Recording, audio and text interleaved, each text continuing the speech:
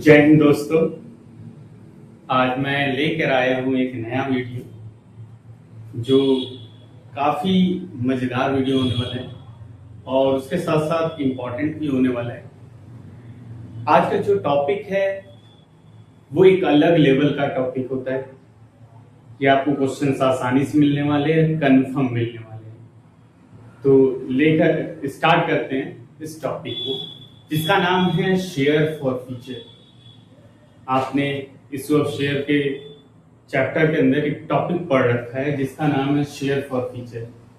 ये सब बच्चों को प्रॉब्लम क्रिएट करता है, लेकिन हाँ, मैं आज उम्मीद दिलाता हूँ कि अगर आज आप ईमानदारी से इस क्लास को पढ़ते हो तो मैं फाइनली बताता हूँ कि आज से ये प्रॉब्लम सॉल्व कर देंगे। आज हम सिर्फ डिस्कस करेंगे शेयर फॉर फ्यूचर की एंट्री पे।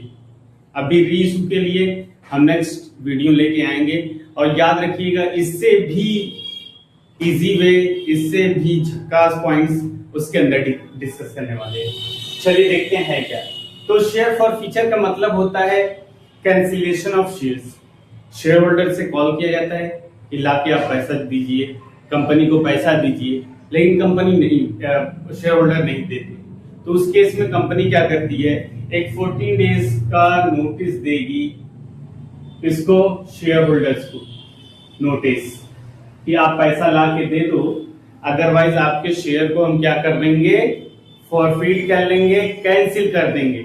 अच्छा, कैंसिलेशन का क्या इफेक्ट पड़ता है, कंपनी अपने रजिस्टर से शेयर होल्डर का नाम कट कर देती है। जैसे एडमिशन कैंसिल किया जाता है, बच्चों पैसा अगर स्कूल में नहीं देते हो तो क्या करते हैं, एडमिशन कैंसिल कर देते हैं, सेम एज कंपनी भी करती है।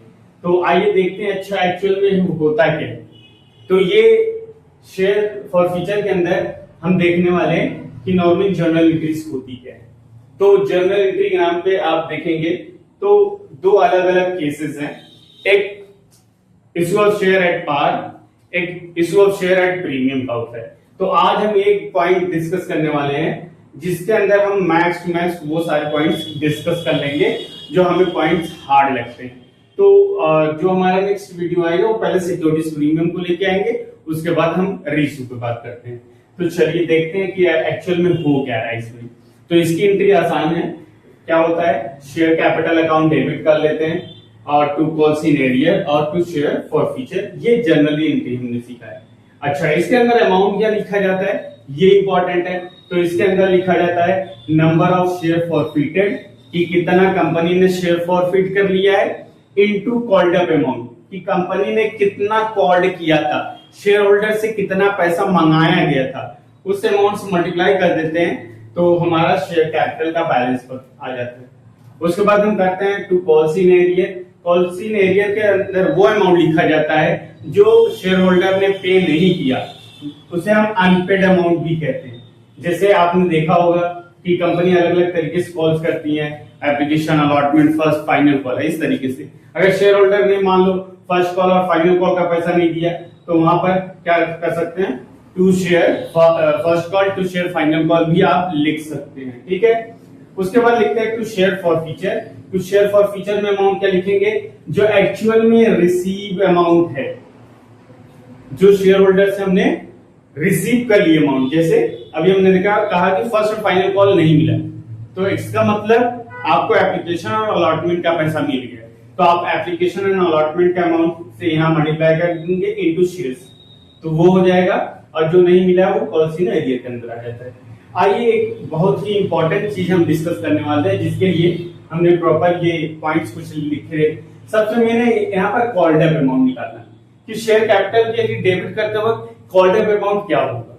तो अलग अलग क्वेश्चंस में अलग अलग तरीके से चीजें पूछता है, उसको हमने अलग डिफरेंट वे में यहाँ पर कुछ लाया हुआ है, इसको आप देखिएगा, बड़ा इजी है। सब देखते हैं कॉल्ड अप अमाउंट के लिए क्या क्या केसेस बना सकता है क्वेश्चन।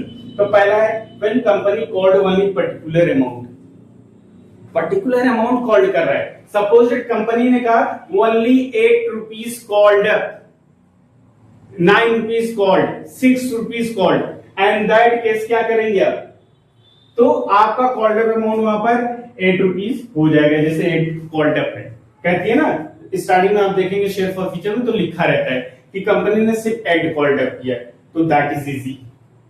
8 कॉल्ड अप पर क्या आ रहा है, तो दैट इज हमारा क्या होगा, share for future into 8 multiply कर देंगे, शेयर कैपिटल का बैलेंस निकल आएगा। दूसरा तरीका देख लेते हैं। दूसरा तरीका इस तरीके से होता है, when company forfeited share after particular call. आपने कुछ क्वेश्चंस में ऐसे भी देखा होगा कि कंपनी ने एप्लीकेशन मंगाया, फर्स्ट कॉल मंगाया, अलॉटमेंट मंगाया और उसके बाद तुरंत लिख दिया कि company forfeited those share in which amount not receive. कब? Just after allotment. तो अलॉटमेंट के बाद अगर कहे तो अलॉटमेंट में क्या करेंगे, उस केस में आपका कॉल्ड अप अमाउंट एप्लीकेशन और अलॉटमेंट का पैसा ऐड कर लीजिएगा, that is called up. Clear है? ओके। पॉइंट नंबर 3 देखते हैं। पॉइंट नंबर 3 में क्या किस तरीके से पूछ सकता है, when company did not make any calls. Company ने कोई कॉल ही नहीं मांगा, या ऐसा लिख दे कि कंपनी ने फाइनल कॉल डिडंट मेक। तो जब फाइनल कॉल नहीं मंगाया है तो शेयर होल्डर नहीं देगा। तो उस केस में हम क्या करेंगे, उस पर्टिकुलर कॉल को माइनस कर देंगे टोटल कॉल्ड अप से। सपोज 10 रुपीज का है और कहा कि फाइनल कॉल नहीं मंगाया, फाइनल कॉल 2 रुपए का है, तो 10 - 2 कर देंगे, हमारा 8 रुपीज कॉल्ड अप हो जाएगा। ये तीसरा केस है।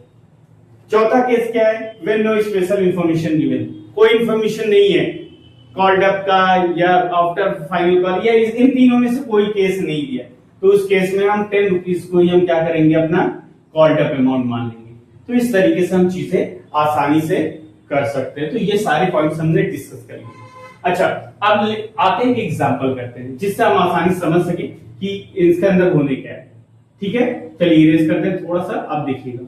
ये एक एग्जांपल यह है, आसानी से समझ लीजिए। ओके, चलिए देखिए, कह रहा है कि Sana Limited issued 10,000 shares of 10 each, which are payable as 3 on application, 2 on allotment, 4 on first call and balance on final call। तो देखा जब फाइनल कॉल कितना हो जाएगा हमारा, 3 to 5 and 4 9 मींस 1 रुपीज हमारा फाइनल कॉल हो जाएगा। क्लियर? ओके। अब देखिए क्या कह रहे हैं, Uzaifa as shareholder hold 1000 share did not paid first and final call, her share forfeited. देखिए क्या उजैफा ने कितना शेयर होल्ड कर रखा है, 1000 शेयर।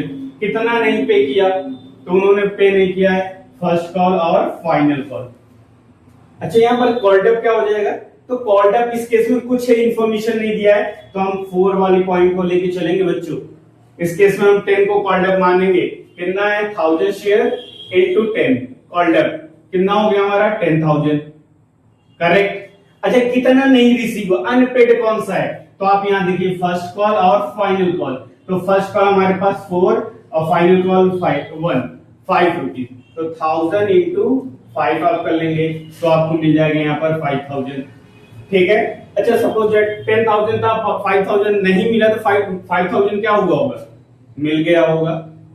करेक्ट। तो ये आसान तरीका है, बस आप